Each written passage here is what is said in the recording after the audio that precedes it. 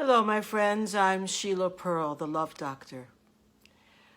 This week we're talking about all kinds of ways to make love better, to step into a mindset, an intentional way of approaching every conflict in all the relationships that matter to you from a point of view where you're giving the other person and yourself the benefit of the doubt. So in making love better, it's very important to engage in what I call radical acceptance. Not just simple acceptance, radical acceptance. So one of the things that is so important in any loving relationship is to be willing to step aside from judgment. So in the tip that I'm offering you today, I'm suggesting that you choose to be the observer, not the judge. And that's really hard sometimes when you're triggered or the other person is triggered and either or both of you now jump to your own defense of feeling judged or feeling attacked and feeling criticized. So when you choose to be the observer, not the judge, you can also change your tone, because the tone of the judge is very different from the tone of the observer. The observer can now engage in giving feedback, not criticism and not attacks. So the observer would say to perhaps his or her partner, I know that we've been having a difficult time, and I know it's your habit to create a lot of clutter, and would you like some help cleaning things up? So that you become not only just the observer, but also the helper, that you not be the judge, that you be someone who's reminding the other person of something maybe they didn't even see. I know I am the queen of clutter, and I was married 32 years to a prince of a man who was Mr. Clean. Everything was in order. And we coexisted for 32 years, partly because he didn't judge me. He observed me. Sometimes he'd walk into my study and look around and say, looks like you've been really busy, kind of hard to find a place to sit down. Would you like some help? You know, when we're creatures of habit and we're in the midst of our own stresses or our busy lives, sometimes we don't even see what the people around us see.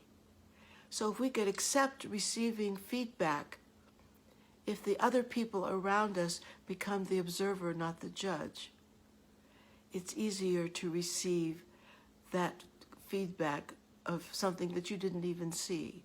And likewise, for the sake of the people that you love, whether it's your partner or your child or your parent or your sibling, for you to be the observer, not the judge.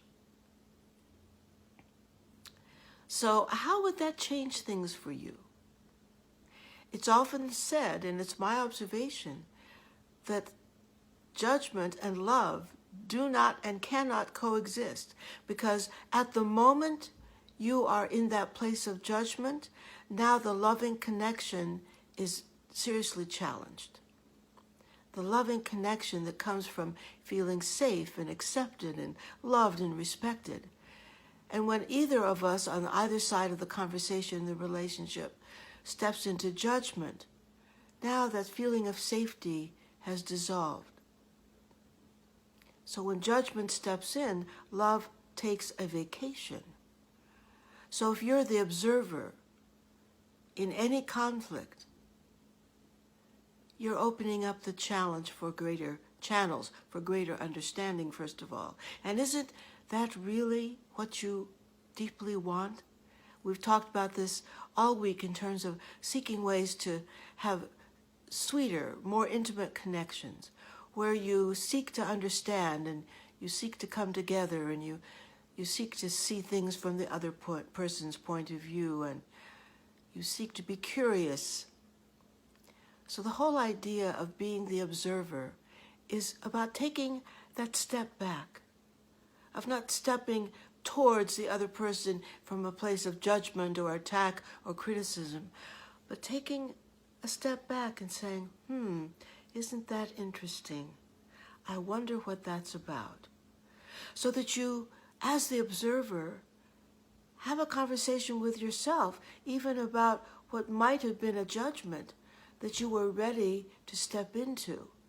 It's so often said, isn't it, that the very thing that you're judging in someone else is something that you see of yourself that you don't want to see, something that you cannot accept in yourself, and so you're very busy judging the other person.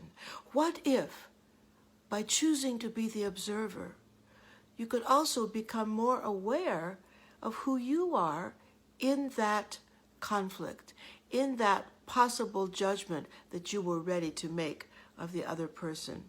You know, it's often said that when you're pointing a finger of judgment at the other person, look how many fingers are pointing back at you.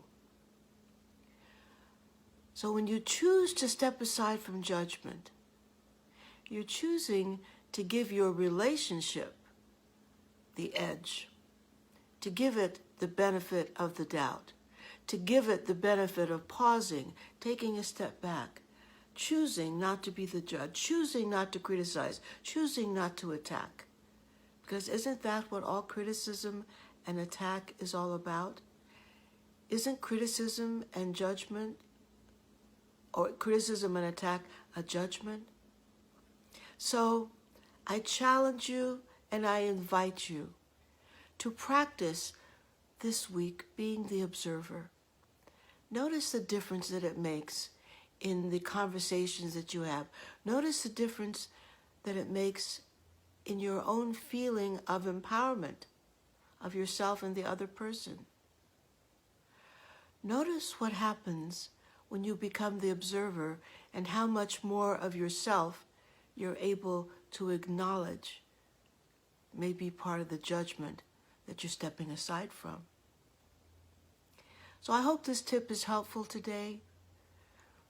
Pause, say, that's interesting. Be the observer. Step aside from being the judge. I wish you a loving relationship. Let's all work together to make love better. See you tomorrow.